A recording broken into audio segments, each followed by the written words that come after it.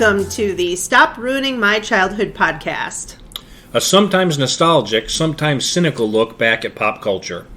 Join us as we revisit movies, cartoons, and live-action TV of the 80s and 90s and ask the question, does this hold up? Or did I just ruin my childhood? My name is Megan. And I'm Steve. And today is our first bonus episode. Bonus!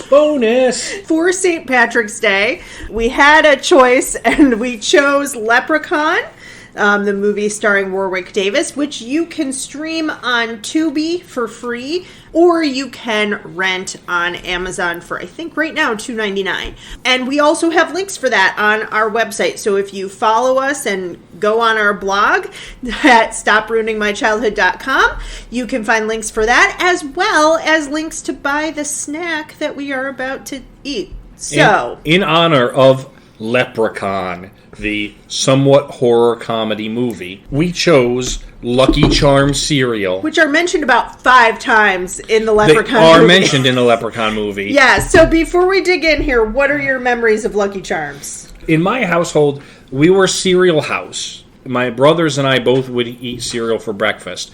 But also, we had the option. My mom did not run a restaurant, so you either ate what was for dinner. I love it. Or if you didn't want to eat what was for dinner, you could have cereal. Oh, okay. And so often we would have cereal, not often. My mom was a good cook. It's not like we hated her food. But if it was something that we didn't care for or didn't want to eat, we did have the option of having cereal. So sometimes we had cereal as a dinner replacement. Sometimes we had it for breakfast. And Lucky Charms was one of the options that we did have. So we kind of weren't allowed to have sugary cereals very often, but with this, there are a couple memories. The first is that I would, and I'm going to today when we eat it, I save the marshmallows, and then I eat all the marshmallows. So it's more like the cereal and then the marshmallows. That's how you eat Lucky Charms. That's how you eat Lucky Charms. I have left all of the marshmallows in we started eating because we didn't want to be chomping on cereal the whole time we were talking. The second thing is that, so Lucky Charms started in 1964. And it was trying to combine Cheerios with a retro snack we're never going to have on the show, and that is circus peanuts. Oh, God. No, we're never going to have circus peanuts. We're never going to have circus peanuts. Because it's terrible. That's the one retro snack we are not willing to revisit. We both hate circus peanuts. But yeah, so he was trying to do that, and somebody at General Mills said, what if charm bracelets are really popular right now in the 60s? So why not try to make a cereal around that? And he came up with this character, the Leprechaun, who, by the way, Lucky the Leprechaun is not on the British version. I don't know if that's because the British have different rules for advertising to kids, which very clearly from some of the shows we've watched, Americans have no issue with advertising to children. But one of the things that I remember is that they changed the marshmallows. The first change, I think, was in the 70s, but the second change, I remember they had this big build-up. And they kept advertising. Now, this is 1983, so it had to be sticking in my mind because the ads were everywhere. What was the new marshmallow going to be? And it was purple horseshoes. Purple horseshoes, yes. And also, the first iteration of this didn't have frosting on the cereal itself. Okay. And it didn't sell as well. So, yeah, unsurprisingly, kids liked the frosted version better. And it is gluten-free, so if you have celiacs like me, you can enjoy Lucky Charms. And I believe the purple horseshoes were not the last edition. No, they've added tons of different... There's like a rainbow in there now that I see. Yeah, the red balloons, and I'm seeing something weird, and I had to look it up, and that's a unicorn. I was just going to say, is there a unicorn in here? Yeah, they went through a bunch of different, and they've had different special editions. They also had a chocolate Lucky Charms, which you did not buy for us today. So my other memory of this is that I worked at a summer camp, and the kitchen one day for breakfast made Rice Krispie treats, but out of Lucky Charms, and it had never occurred to me to make cereal treats with a different type of cereal, and I was like, what deliciousness is this? Because it's and all the campers went crazy because it's already got marshmallows in it, so you're adding marshmallow to marshmallows. They were a huge hit, and some of us may or may not have snuck into the camp kitchen to have some extras at the end of the day. So, all right. Well, the marshmallows, as you mentioned, too, I've saved all the marshmallows for my last bite here. And the thing is there's a science to this. You have to take all the marshmallows, which is a few spoonfuls, and you have to put them all in your mouth in the cheek. And you chipmunk them. And then you suck the milk out. Oh, that's gross. And it becomes one big ball of marshmallow. No, I don't like how and then you eat it. That's how it's done. People are listening to this. No, do not, please. Okay, Steve is chipmunking his marshmallows. I don't even want to describe it for you guys. I just had my last bite. Marshmallows taste like cotton candy. I forgot what they like. I forgot what this tastes like. So yeah, the cereal part a little bit bland, but the marshmallows, yeah, just chef's straight kiss. Sugar, basically. Yeah, and basically, so Steve asked me, "Oh, they're gluten free. What are they made of?" And I was like, "Oats and sugar, essentially, and some milk solids and fats in there." So out of 5 4-leaf clovers, how many do you give this? I'm going to give it 4 4-leaf clovers. It's not as good as the dreamsicle or the creamsicle I had last time, but it's up there. I, too, will give it 4 4-leaf clovers. All right. Because I think it's not the greatest. It's no candy cigarette. I hate it. Okay, candy cigarettes are garbage. Sorry. Okay, but if you have not listened to the episode on Cheers, go back and listen to it because we try candy cigarettes. We vastly differed on our candy cigarette But we're ratings. on the same page with Lucky Charms. 4 out of 5 4-leaf clovers. Yes. So that's what we're rating today. We do 1 out of 5 for the snack and 1 out of 10 for the show. What we're going to do now is Steve's going to give a summary. And then I'll give some history and some fun facts. We'll take a break, and then we'll get into our recap and our review. So, tell us what happened in Leprechaun. 1993's Leprechaun. It was meant to be a horror film, although it has some comedy pieces to it. I'm assuming, I guess it was much funnier now to me, probably, than when I was younger. But it's an interesting premise. You know, there's a leprechaun who's chasing his stolen gold, but he's murderous. So it's gotten a little bit outside of the original fairy tales. And it starts off with an old man who has stolen his gold. The leprechaun's chasing him. The leprechaun kills his wife, and the old man basically traps the leprechaun under a 4-leaf clover inside this crate. Kills his wife, by the way, before the credits have finished. Oh, yeah, right off the bat. That's the trademark of a great horror film is when you get a death right before the credits, okay? I mean, right off the bat, you have to start by setting the scene. Flash forward 10 years. This guy and his daughter are moving into the house that's been abandoned for 10 years now. There's 3 work hands that are helping them. Their names are Nathan, Alex, and Ozzy, and they are the 3 guys who paint that's written on the side of their truck. So they're kind of helping get the place ready. Alex is a little kid. Alex is a little kid. Nathan is like the heartthrob that Jennifer Aniston's character is supposed to be into. And he's supposed to be Alex's older brother. Yeah. And then Ozzy is like their friend who's an adult who it looks like has a bit of like a developmental disability. And so the premise is that Ozzy ends up going downstairs and accident he releases the leprechaun. The leprechaun's going around trying to find his gold. Alex and Ozzy stumble across the gold and find it.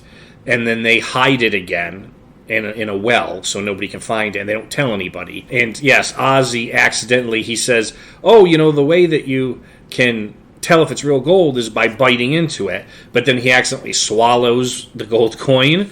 So all the rest of them, they hide in the well. And so it goes through, obviously, your normal slasher film where the leprechaun is basically killing all of these people along the way. Typical, you know, this is the thing that came into play with Friday the 13th. Jason started killing people in weird ways. Oh, okay. Right? And so one of the things about Friday the 13th movies is you're always like, how's he going to kill it? It's not just going to be stabbing with a knife, right? Leprechaun kind of takes that to the next level as well, and we'll talk about that a little bit in the recap pieces. So it goes on as he's chasing them, and, you know, he basically is killing people all along the way. Then they find out that the original guy is still alive, so Jennifer Aniston goes to find out how he stopped the leprechaun. and the Leprechaun has gotten to him already, but he's not quite dead yet. And he tells her, you need to get a 4-leaf clover freshly picked. Literally his dying breath. Yeah, his dying breath.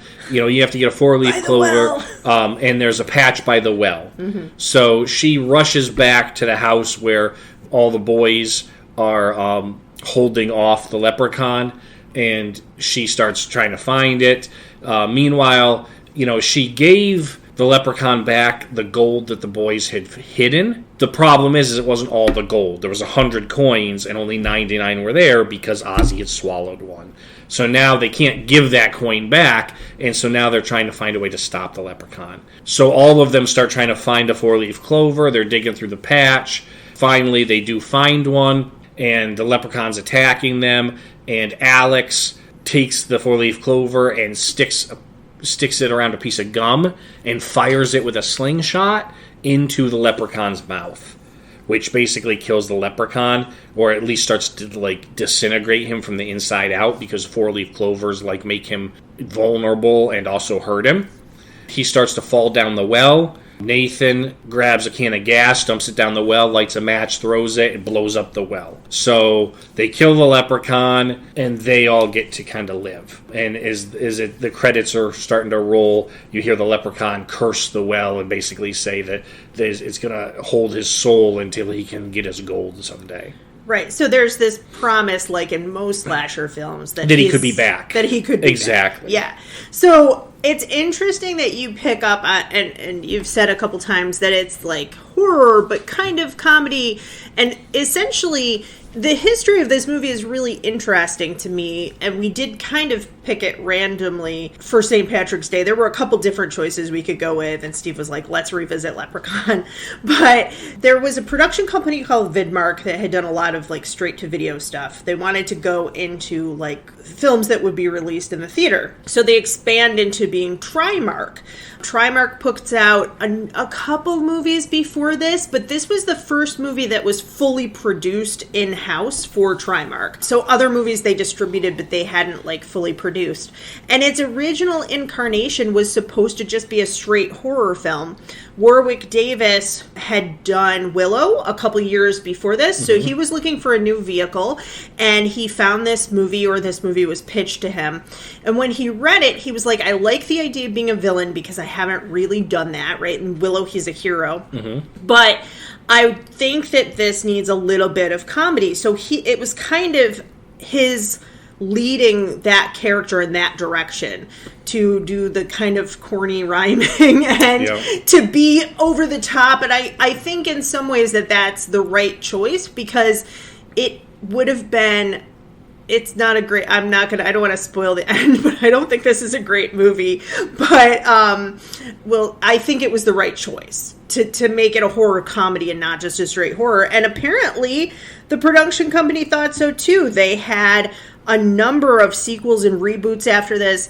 Leprechaun 2, Leprechaun 3, Leprechaun 4 in Space, Leprechaun in the Hood, and Leprechaun Back to the Hood in successively 94, 95, 97, 2000, and then in 2003. So Warwick Davis was in all of those. Yes. Then they kind of rebooted and they did Leprechaun Origins, which was not with Warwick Davis, and was a little bit more of just straight horror as opposed to the comedic horror that had been with Warwick Davis. And then in 2018, a straight-to-DVD release, Leprechaun Returns, which did not star Warwick Davis either, but does have the actor who played Ozzy. Oh, really? Come back as Ozzy. So Mark Holton reprises his role. So it's interesting that this movie that has really been kind of critically panned. On Rotten Tomatoes, it has a 27% from critics, a 32% from audience. They're not that far apart. A lot of times they are, but here they're not. But it's interesting that a movie that was so critically panned has kind of been kept alive and come back in all of these different forms. Jennifer Aniston is Tori, yes, the spoiled girl who wants to be in LA, and instead she says she's in New Mexico, and her dad's like, we're in North Dakota. Yeah, very different. Very different. But she's like, who cares? Out in the middle of nowhere. Warwick Davis was interviewed, and he basically said that she kind of denies having this movie on her CV, and she says it's like the worst movie she's ever done. She doesn't it was like one of her very first movies, I believe. Yeah, wasn't it's it? before. So she was on some TV shows. Like she was in the TV version of Ferris Bueller's Day Off. She Okay. played the sister, but it's the year before Friends comes out. Right. So they probably filmed it in 92 and then it came out in 93. But Friends comes out in 94. So this is Jennifer Aniston with bangs and a little darker hair. They highlight her hair in Friends. yeah, and they gave her the Rachel haircut and all that, but she didn't like that either. But what Warwick Davis says, I just want to read you this quote. He says, I love the Leprechaun movies. I love that people always ask me about them. We had no idea when we were making the first movie that we'd even do one sequel, let alone 5. And even though we haven't made a Leprechaun film in almost 10 years, people still love them and talk about them a lot. And that's pretty incredible.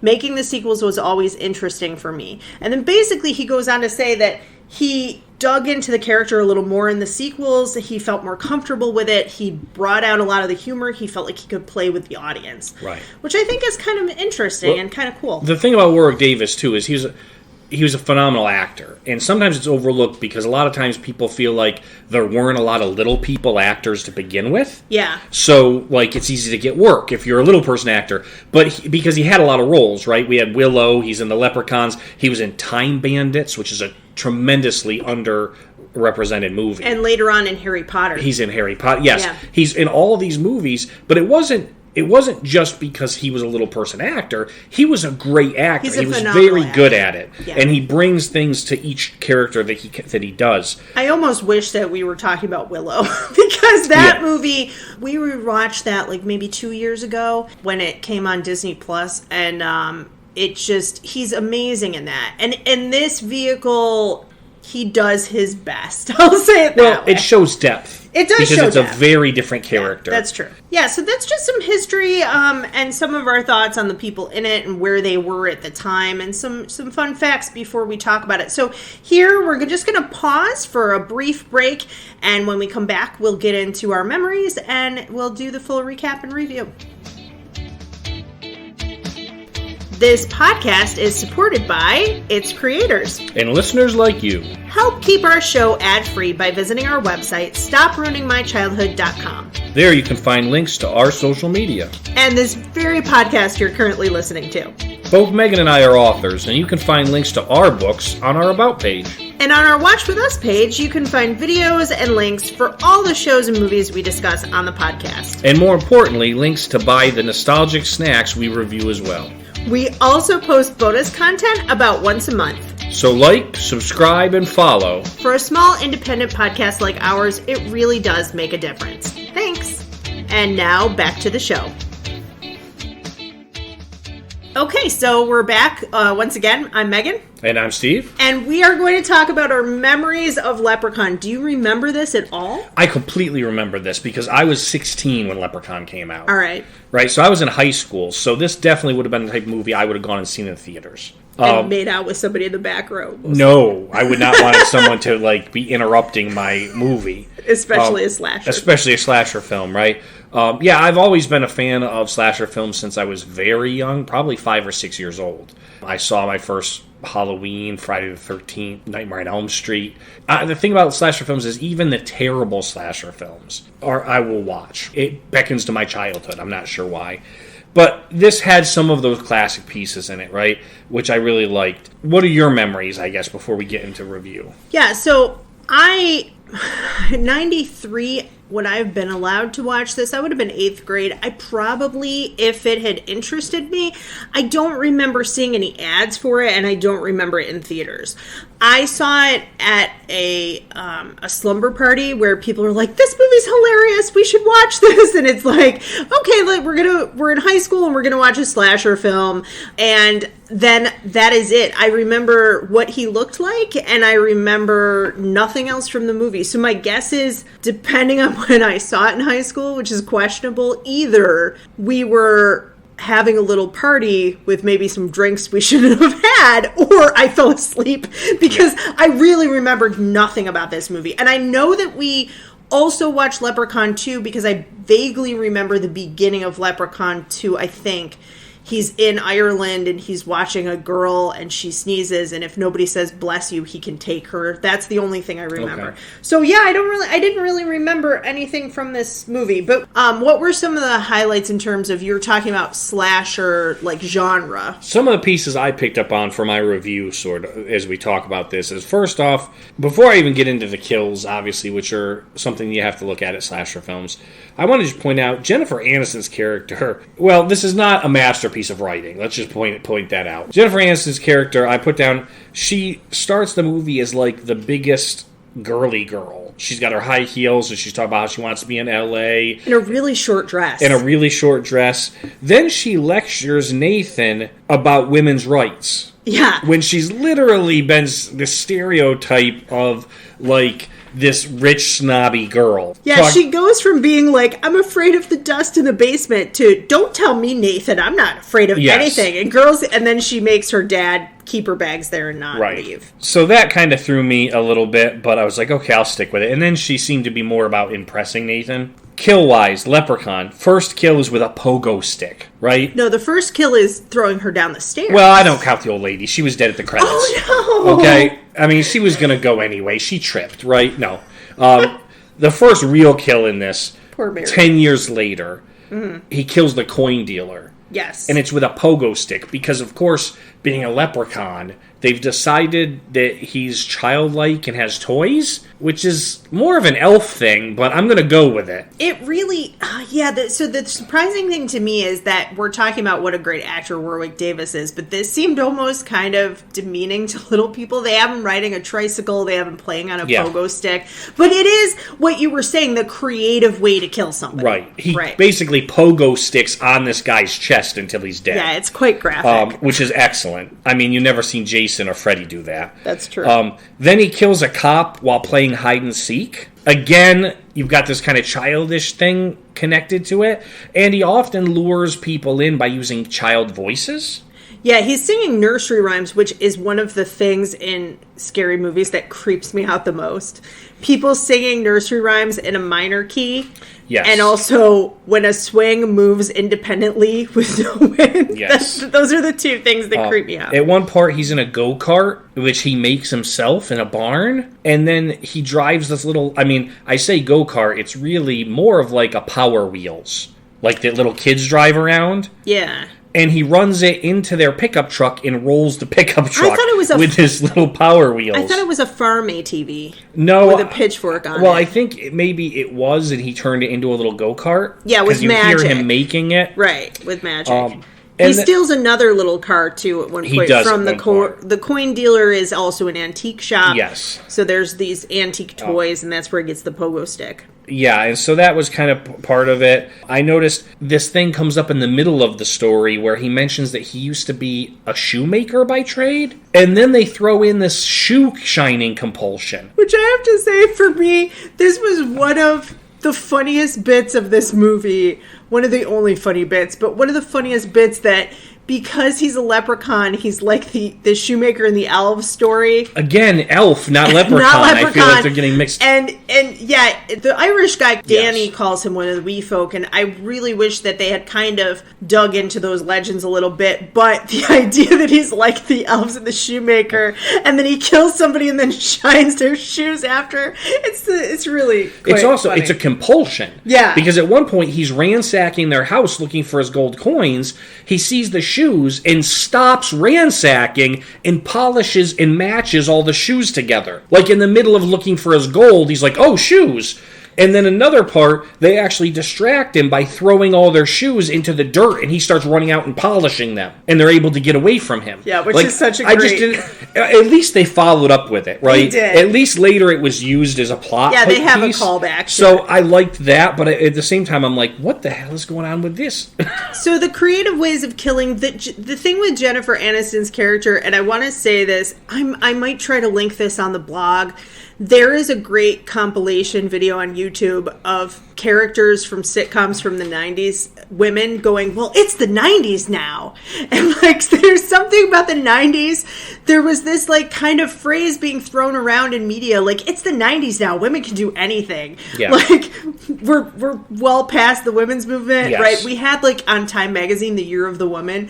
So she says this to Nathan, Jennifer Aniston's character, Tori. She says to Nathan, it's the 90s now. Women can do anything. And I found that hysterically funny. It wasn't, like, supposed to be comedically funny, right. But it just made me laugh.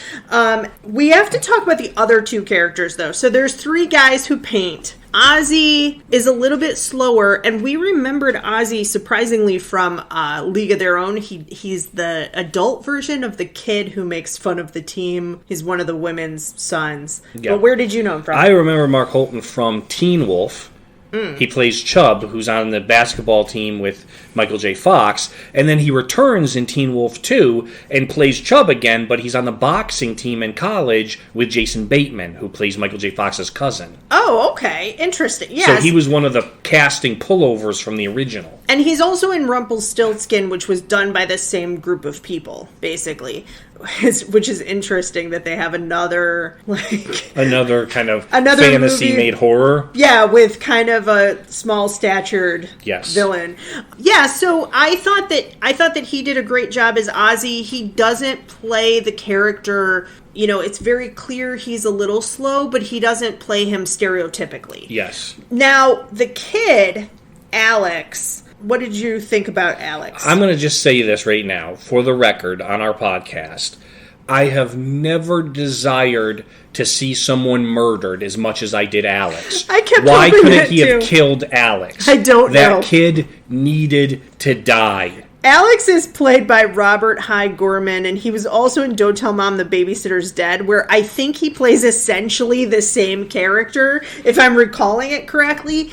He is so obnoxious. Totally obnoxious. And I'm hoping that says a lot about the actor. I hope that it's just that the actor is such a good actor that he's playing this kid. But he's playing a brat, and he's smarter than everybody else. At one point, the truck breaks down, and he goes to fix the truck. Yeah. Like, Nathan, you're 20. Go fix your own truck. Yeah, no. And the kid's like 12. Yeah, let's have this 12-year-old do it. And so at one point, they find this gold. Now, okay, we haven't talked about the gold, but there's 100 pieces of gold.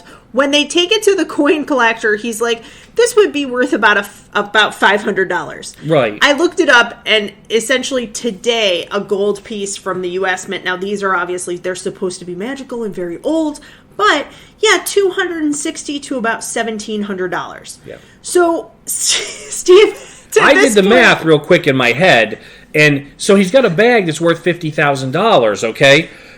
What manor did Mr. O'Grady think, what mansion did he think he was going to buy for $50,000? And we didn't mention, too, that Danny O'Grady comes home after finding this gold. He was in Ireland for his mom's funeral. He trapped the leprechaun. He comes back with this gold, and he is in a limo. Yeah. And he's like, oh, Mary, we're going to move, and we're going to get ourselves a mansion. We're going to buy a mansion. Then we find out it's only $50,000. $50,000.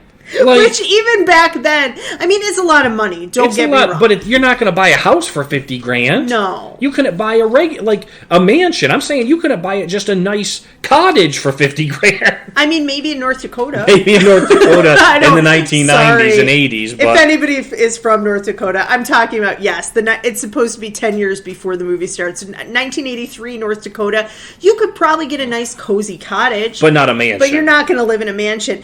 And yeah, so Steve turns around and he goes, it's just $50,000? Like, that's what they're fighting over? And I said, yeah, I thought that the bag looked small. But they find this gold, Ozzy and Alex, and Alex says, Ozzy, we could do anything we want now. We're rich. We have all this gold. We could get an operation for your brain.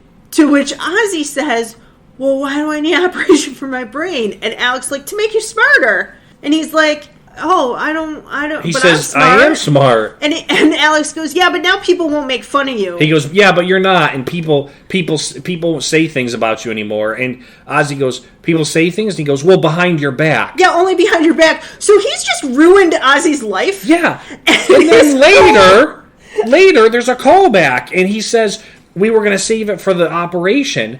And Jennifer Aniston's character, Tori, says, there's no operation to fix Ozzy's brain. Like, that's not a thing. And he says, well, I know that, but Ozzy doesn't. But Ozzy didn't know that. You put it in his mind. It's totally your idea, and you're a liar, and you're a jerk, and I wanted the Leprechaun to kill you. You did it just to ruin Ozzy's life. Completely ruined Ozzy's life. Put a pogo stick through this kid's skull. I've never cheered for a villain as much as I did in this movie for Alex to get killed. So I will say, the thing is, we're trying to hit some high points and low points. I wrote on my notes, I have to look at them for a second, but yeah, it was like 32 minutes in, and there had been about 5 minutes worth of action. The editing on this movie is so incredibly slow. And what's upsetting about that to me is that it is a really good concept.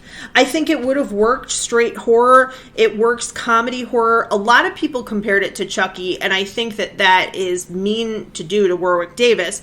But the idea that you have a kind of smaller antagonist and it's ripping people apart and it's a slasher film and it's comedy and horror, there should be that kind of tone. Right. But I haven't seen that movie in a really long time, but I don't think it plays as slowly as this movie. I mean, honestly, if we weren't watching it for the podcast, I would have fast forwarded a lot of it. A lot of it. There was a few gags that really, I'm not going to say not only was the comedy unnecessary in some parts, but it was timed poorly. Like, they're in the middle of a chase where Jennifer Aniston's on her way to the hospital to go see O'Grady to find out the weakness to the Leprechaun.